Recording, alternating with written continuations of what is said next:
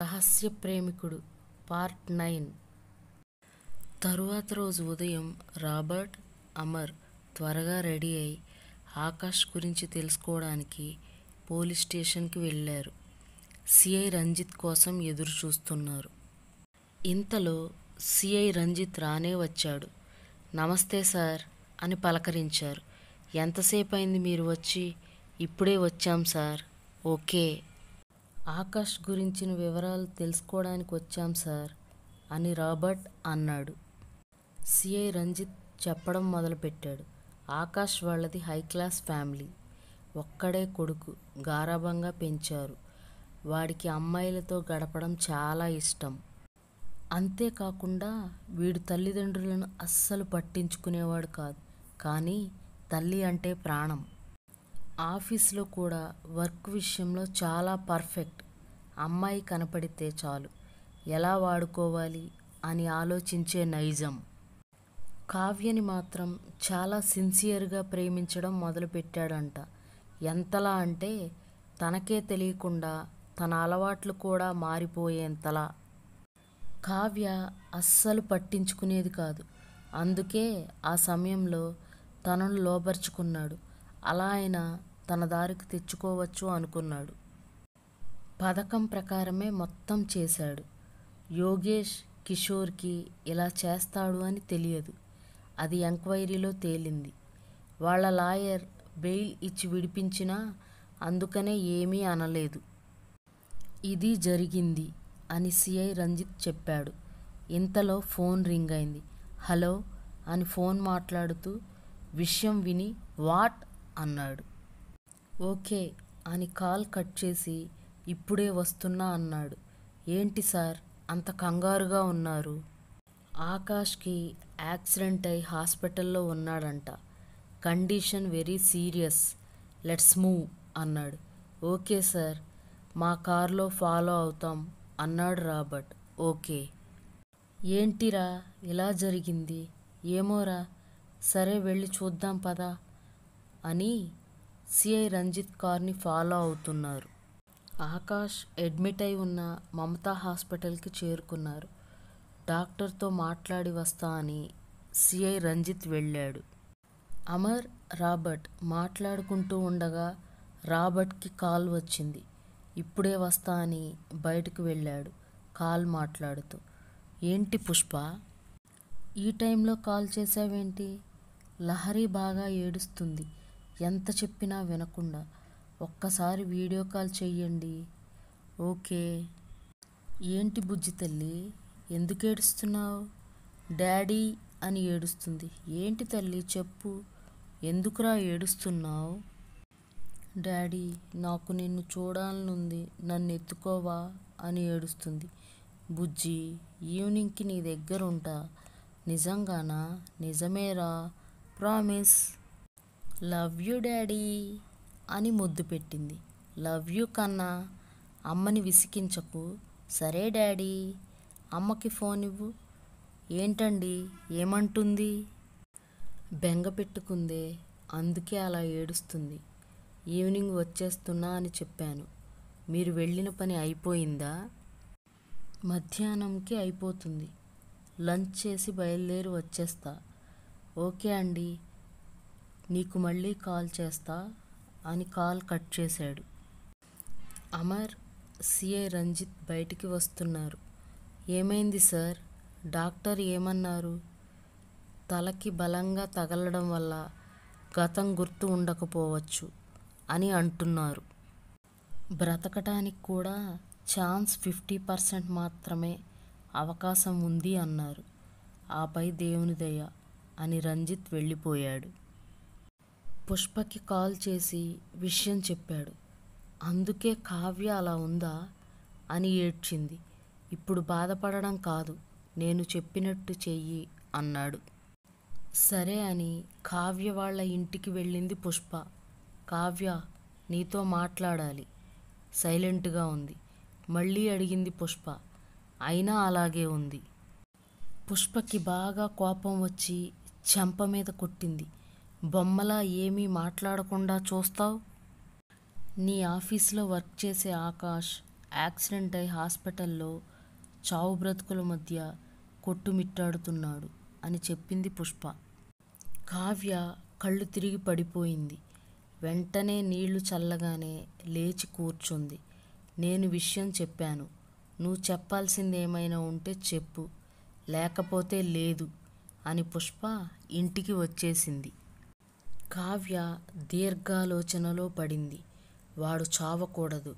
ఇన్ని సంవత్సరాల నా పగ తీర్చుకోవడానికి వాడు బ్రతికే ఉండాలి అని మనసులో అనుకుంది. నా చేతిలోనే వాడు చావాలి, ఎప్పటికైనా సరే. రాబర్ట్ పుష్పకి కాల్ చేసి కావ్య పరిస్థితి ఏంటి, ఎలా ఉంది అని అడిగాడు. మౌనంగా ఉందే కానీ నోరు తెరిచి ఒక్క మాట కూడా మాట్లాడలేదు. నాకే కోపం వచ్చి కొట్టినా సరే సైలెంట్గా ఉండిపోయింది. ఆకాష్ సంగతి చెప్పగానే కళ్ళు తిరిగి పడిపోయింది. నీళ్లు చల్లగానే మెలకువ వచ్చింది. కావ్య ఇంకెన్నాళ్ళు అలా ఉంటుందో అర్థం కావడం లేదు. సరే పుష్ప, నువ్వు ఫీల్ అవ్వకు, నేను బయలుదేరి వస్తున్నా, బాయ్ అని కాల్ కట్ చేశాడు. రాబర్ట్ బయలుదేరి వచ్చేశాడు. హాయ్ డాడీ అని లహరి రాబర్ట్ని చుట్టేసింది. డాడీ ఇక్కడే ఉంటారా అని చెప్పి లోపలికి తీసుకుని వెళ్ళింది పుష్ప. ఎలా ఉన్నారు బాబు అని అడిగారు. బాగున్నా ఆంటీ, మీరెలా ఉన్నారు? బాగున్నాం బాబు. రాబర్ట్ ఫ్రెష్ అవ్వడానికి వెళ్ళి వచ్చేలోపు డిన్నర్ ప్రిపేర్ చేశారు. పుష్ప రాబర్ట్కి ఇష్టమైన వంటకాలు తయారు చేసి ప్రేమగా వడ్డించింది. తృప్తిగా భోజనం ముగించాడు. చాలా రోజుల తర్వాత పుష్ప, రాబర్ట్ ఆనందంగా గడిపారు. ఇదిలా ఉండగా తెల్లవారగానే కావ్య రెడీ అయి వాళ్ళ ఎండీకి కాల్ చేసి, సార్, నేను మళ్ళీ జాబ్లో జాయిన్ అవుతా అని అడిగింది. కావ్య, నీ ప్లేస్ అలాగే ఉంది, ఎవ్వరిని కూడా అపాయింట్ చెయ్యలేదు, తప్పకుండా జాయిన్ అవ్వు అన్నాడు. Okay sir, thank you. అమ్మా, నాన్న అని గట్టిగా అరిచింది. ఏంటి కావ్య, ఇంత సంతోషంగా ఉన్నావు? నిన్ను చూస్తుంటే చాలా ఆనందంగా ఉందమ్మా అన్నారు. ఇంకా నేను హ్యాపీగా ఉంటాలే కానీ మీకు ఒక విషయం చెప్పాలి. ఏంటమ్మా? నేను మళ్ళీ జాబ్లో జాయిన్ అవుతున్నాను. మా ఎండీ కూడా ఓకే అన్నారు. ఈరోజు నేను బెంగళూరు బయలుదేరి వెళుతున్నా అని లగేజ్ బ్యాగ్ తీసుకుని వచ్చింది. తల్లిదండ్రులు, నీ సంతోషమే మా సంతోషం తల్లి, జాగ్రత్తగా వెళ్ళిరా అన్నారు. నాన్న, రైల్వే స్టేషన్ వరకు రండి అంది. సరే వెళ్దాం పదమ్మా అని ఇద్దరూ వెళ్ళారు. శ్రీలక్ష్మి బాధపడుతూనే కావ్యని పంపించింది.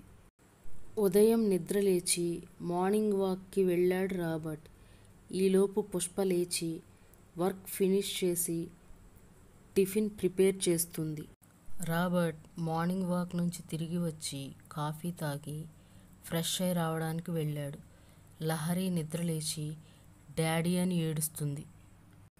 పుష్ప పరిగెత్తుకుని వచ్చి డాడీ ఎక్కడికి వెళ్ళలేదు అని చెప్పేలోపు రాబర్ట్ లహరి దగ్గరికి వచ్చేసరికి ఏడుపు ఆపేసి డాడీని అల్లుకుపోయింది. లహరిని తీసుకుని బయటికి వెళ్ళాడు.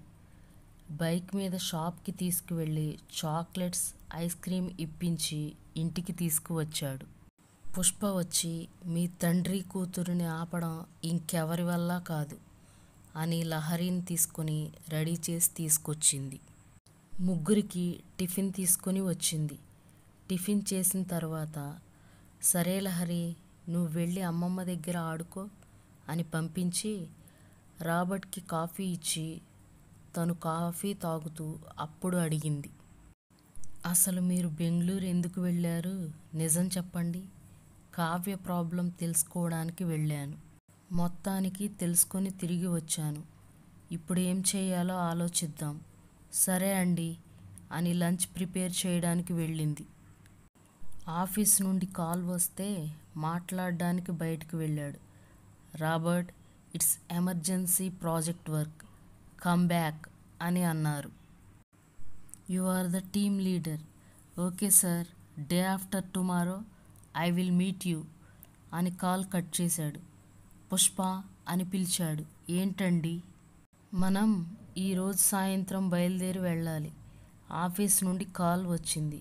ఓకే అండి, ఒకసారి కావ్యని కలిసి వద్దాం రండి అని వెళ్ళారు. కావ్య, కావ్య అని పిలిచింది. వాళ్ళ అమ్మ కావ్య లేదు పుష్ప. ఎక్కడికి వెళ్ళింది? గుడికేమైనా వెళ్ళిందా? లేదు పుష్ప, జాబ్లో జాయిన్ అవ్వడానికి బెంగళూరు వెళ్ళింది. అవునా అని ఆశ్చర్యపోయారు. నిజమే పుష్ప, మార్నింగ్ వెళ్ళింది. ఓకే ఆంటీ, మేము బయలుదేరి వెళ్తున్నాం. ఆయనకి ఆఫీస్ నుండి కాల్ వచ్చింది అని చెప్పి వెళ్ళిపోబోతుంటే జాగ్రత్త పుష్ప అని ఇద్దరికీ బట్టలు పెట్టి పంపించారు. ఇదేంటండి కావ్య ఇలా చేసింది? పుష్ప, ఇంకా నీకు అర్థం కాలేదా? కావ్య ఆకాష్ మీద పగ తీర్చుకోవడానికి మళ్ళీ జాబ్లో జాయిన్ అవ్వడానికి వెళ్ళింది. నిజమా అని ఆశ్చర్యంగా అంది పుష్ప. ఇన్ని రోజులు అవకాశం కోసం ఎదురు చూస్తూ ఉంది. మనం ఎందుకు అలా ఉంది అనుకున్నాం.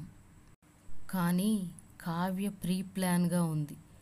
నేను బెంగళూరుకి ట్రాన్స్ఫర్ చేయమని మా బాస్ని అడుగుతా అని కాల్ చేసి వచ్చాడు. ఓకే అని రిప్లై ఇచ్చాడు. పుష్ప, మా బాస్ ఓకే అన్నారు. ఎందుకండి ఇండియాకి ట్రాన్స్ఫర్ చేయించుకోవడం అంది పుష్ప. నీకు అర్థం కావడం లేదా? మనం కావ్యని కాపాడుకోవాలి, అందుకే. అవునా, సరే అండి.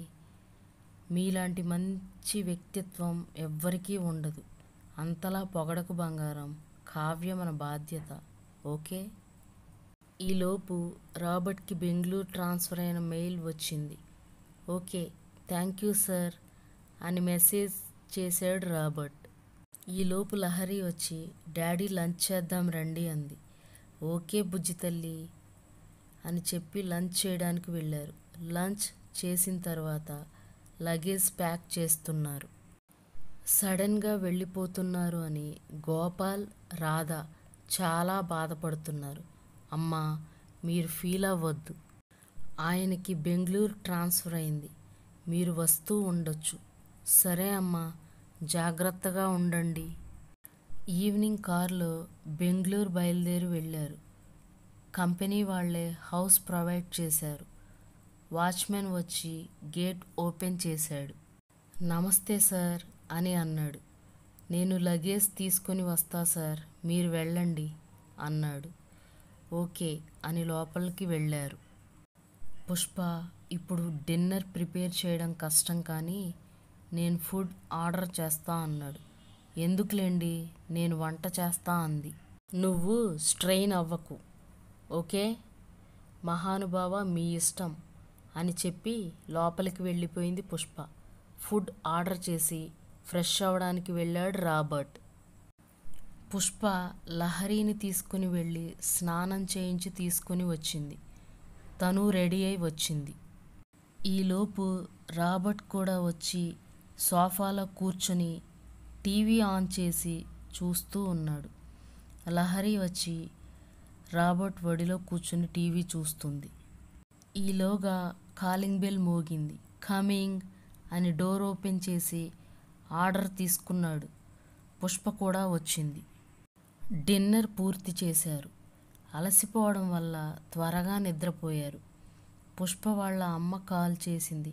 అమ్మ, మేం క్షేమంగా వెళ్ళాం, ఉదయం కాల్ చేస్తాను అని ఫోన్ కట్ చేసింది పుష్ప. కావ్య కూడా తన పాత లేడీస్ హాస్టల్లో జాయిన్ అవ్వకుండా ఆఫీస్కి దూరంగానే హాస్టల్ తీసుకుంది. వార్డెన్, మీరు ఎక్కడ వర్క్ చేస్తున్నారు, మీ పేరేంటి అని అడిగింది. తన ఫుల్ డీటెయిల్స్ ఇచ్చిన తర్వాత మంత్లీ 10,000 కట్టాలి, ఫుడ్ మరియు రూమ్కి కలిపి. సరే అని అడ్వాన్స్ పే చేసి తన రూమ్ కీ తీసుకొని రూమ్కి వెళ్ళిపోయింది. ఫ్రెష్ అయి వచ్చి డిన్నర్ చేసిన తరువాత ఆకాష్ గురించి ఆలోచించడం మొదలుపెట్టింది. కావ్య తన ఫ్రెండ్ లాస్యకి కాల్ చేసింది. ఎలా ఉన్నావే అని అడిగింది. లాస్య ఆశ్చర్యపోతూ, నువ్వేనా కాల్ చేసింది? బాగున్నామే, నువ్వెలా ఉన్నావు? నేను బాగానే ఉన్నాను. ఇంత సడన్గా కాల్ చేసావేంటి? ఈ సర్ప్రైజ్ ఏంటే నాకు? అలాంటిదేం లేదు, నేను మళ్ళీ జాబ్లో జాయిన్ అవుతున్నా. నిజంగానా? అవునే అంది కావ్య. నేను ఆఫీస్కి వచ్చాక అన్నీ మాట్లాడుకుందాం అని చెప్పి ఫోన్ కట్ చేసింది. వాళ్ళ అమ్మా నాన్నలతో కూడా ఫోన్ మాట్లాడి ఫోన్ ఛార్జింగ్ పెట్టి నిద్రపోయింది. మరి కావ్య ఆకాష్ని ఏం చేయాలనుకుంటుంది? తన ప్లాన్ ఏంటసలు? ఇంకా ఉంది. Please like, share and subscribe my channel. Thank you for watching. Support me friends.